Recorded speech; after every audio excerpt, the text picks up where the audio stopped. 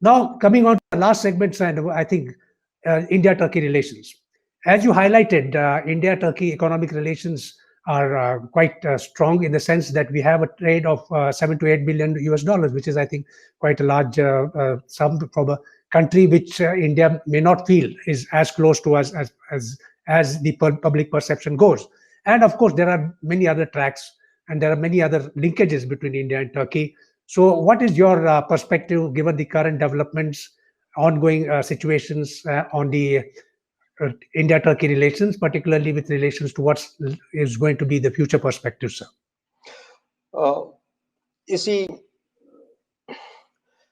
India and Turkey have actually, they've had a kind of a love and hate relationship. Many a time, in many phases, the secularism of both the countries, for example, non-alignment, etc., despite Turkey being part of NATO, etc., Turkey had also, were fascinated with India. I remember listening to a speech by the then Turkish Prime Minister, Mr. sometime in 2001, when he was releasing his translated Rabindranath Tagore's Gitanjali, which he had translated in Turkish. He himself had translated. So he was releasing that at that time. He says, it's a wonder for the world to see that India, with so much of diversity, succeeding as a democracy.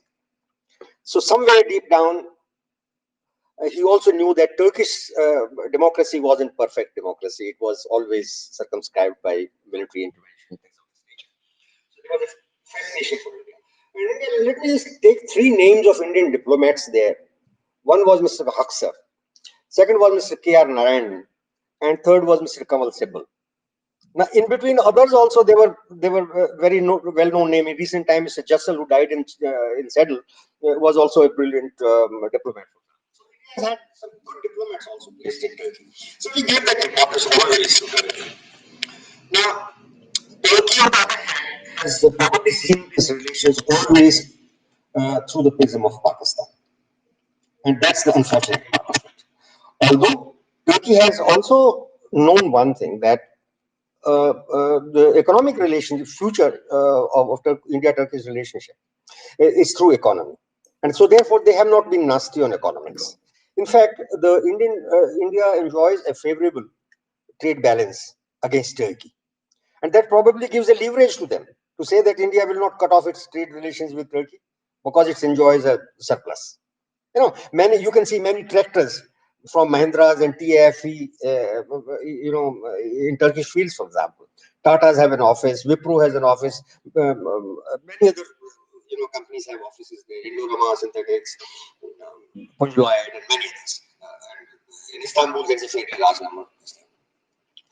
As far as politically relationship are concerned, from time to time there have been bursts of good relations. Mr. Vajpayee's visit to that place. Erdogan has been to India twice. Mr. Modi had been there once, although not on a bilateral visit. It was part of G20 kind of a visit. Our vice presidents have been going there. But overall, I think that warmth, people-to-people warmth and all that hasn't been there. We have large number of tourists from India have been flocking to, Istanbul, Mersin, Izmir, Cappadocia. But I think people can always see a difference between India and Pakistan. For example, when you go to a shop and if a shopkeeper says, "Are you from Pakistan?" for example, so that by itself shows that where the affection of the people lie.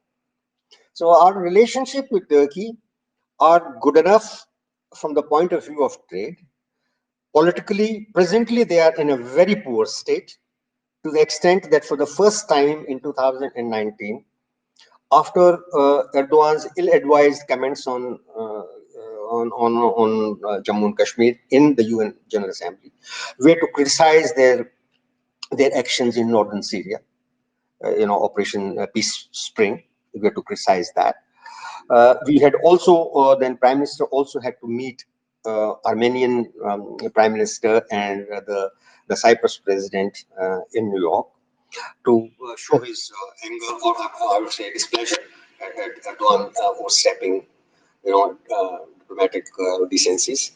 I do not think the relations are going to come back very quickly, but I also don't think that we should lose hope, because I think Erdogan is reaching his culmination point, so to say. He's becoming extremely unpopular. There were recent reports to say that some Turkish paramilitaries, which are outside the state's, official control, something like Sadat AS International Consultancy, um, some other like Ottoman Hearts, offshoots of Ottoman Germany. These kind of, quasi-military and paramilitary kind of organizations, which are directly controlled by the president's, in one case by president's son, Bilal, who was also accused, incidentally, of siphoning off ISIS oil wealth. He was a conduit for that, which Russia, of course, stopped in 2015 after their jet was downed by Turkish air defense. So now there are reports that they are encouraging quite a lot of Indian youth to go and study in Turkey. Also trying to, and somebody had gone to the extent of saying that they are ready to train Indian, so-called mujahideen. So they had tried to say that, but I don't think Turkey will go to that extent, because it can play both ways. After all, Kurds are a sensitive subject for Turkey, and one can play that game from either side. I don't think they will do that, but political support to Pakistan will continue, even if it's a losing proposition.